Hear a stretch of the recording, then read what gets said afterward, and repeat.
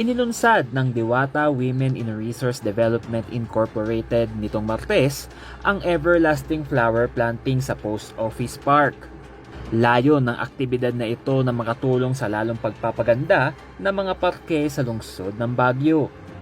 Ang Diwata ay 10 taon na bilang organisasyon na kilala sa kanilang mga advokasya sa pagtatanim ng iba't ibang klaseng mga bulaklak at kilala rin sila sa kanilang walang sawang pagtulong sa mga komunidad at mga kababaihan na naaapektuhan ng mining industry.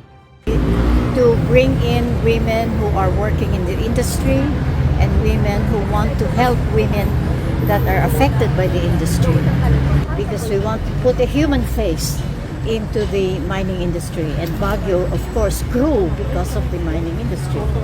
Dumalo rin sa ceremonial flower planting si Mayor Magalong. Aniya, ang mga aktibidad tulad nito ay makatutulong sa lalong pagpapaganda ng ating syudad.